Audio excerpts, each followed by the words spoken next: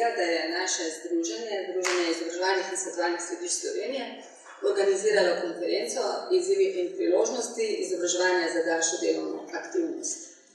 Torej, konferenco to je bil prvi od posvetovalnih dogodkov projekta EPO in organizirali smo jo aprila 10. in 11. kot dvodnevni dogodek v Rimskih termah.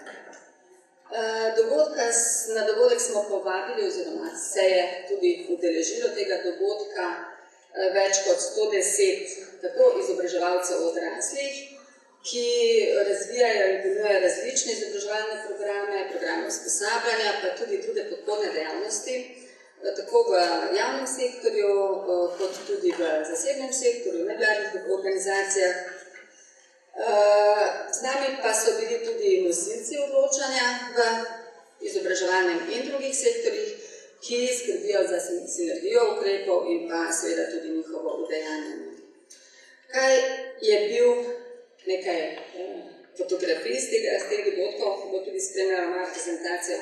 Torej, ključni namen, osnovni namen konference je bil izmenjava informacij in dobrih praks ter opredelitev izzivov in priložnosti izobraževanja in podpornih dejavnosti za daljšo delovno aktivnost.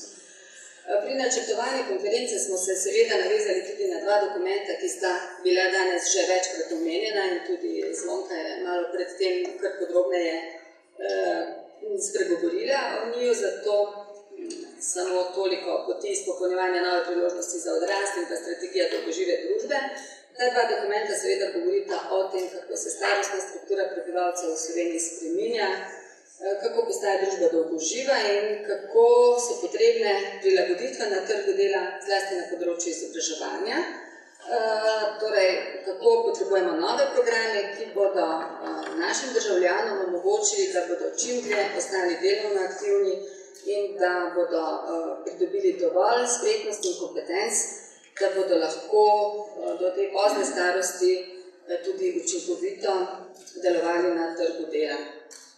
Seveda smo konferenco navezali tudi na dva projekta, ki trenutno potekata pri nas v Sloveniji, torej svetovanje projekta ESS, svetovanje za zaposlene in pridobivanje temeljnih in poklicnih kompetenc za manj usposobljene odrasle starejše od 45 let in seveda tudi na novega, na katerega zdaj rezultate ravno v tem trenutku pričakujemo za naslednje obdobje do leta 2022.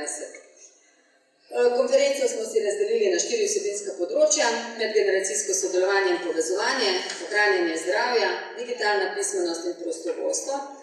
In če osnovni namen konference spremenim v tisti bolj praktičen cilj, ki smo ga na konferenci zasledovali, je bil to naša želja, pa mogoče bolj pričakovani rezultati, da pridemo do nabora vsebin in pa programov, ter seveda tudi outreach metod za doseganje ciljnih skupin, ki nam bodo omogočili uresničevanje teh zastavljenih ciljev, oziroma torej priti do konkretnih idej za programe, ki bi jih lahko ponudili zaposlenim.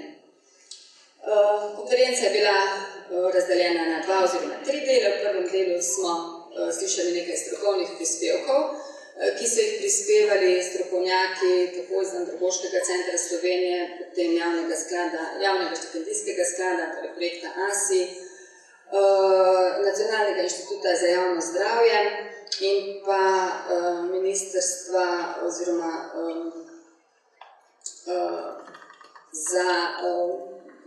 za informatiko. V drugem delu pa smo slišali nekaj primerov dobrih praks, ki so jih prispevali strokovnjaki naših ljudskih univerz, članic našega združenja. Naslednji dan je potekalo delo v skupinah, torej v teh tematskih skupinah, kot sem jih že omenila, medgeneracijsko sodelovanje, ohranjanje zdravja, digitalna pismenost in pa prostovoljstvo, dodana vrednost življenju. Delo v skupinah smo prišli do rezultatov, zaključkov, torej na osnovi strokovnih razprav in pa tudi nekaj praktičnega dela v skupinah smo dobili kar en pester nabor vsebine programov, ki bi jih lahko ljudske univerze izvajale pa tudi spregovorili smo oziroma prišli do nekih metod terenskega dela za doseganje ciljnih skupin, torej outreach pristopov. Konferenco smo zaokrožili z panelno razpravo o nadaljnjih potrebah in outreach pristopih na področju izobraževanja in usposabljanja starejših zaposlenih, za ohranjanje njihove delovne aktivnosti in tudi na tej panelni razpravi so sodelovali strokovnjaki iz različnih področji, od ljudskih univerz do Andragoškega centra in pa tudi Ministrstva za izobraževanje, znanost in šport. Toliko na kratko, sicer so pa program gradiva objavljeni tudi na spletnem portalu EPO.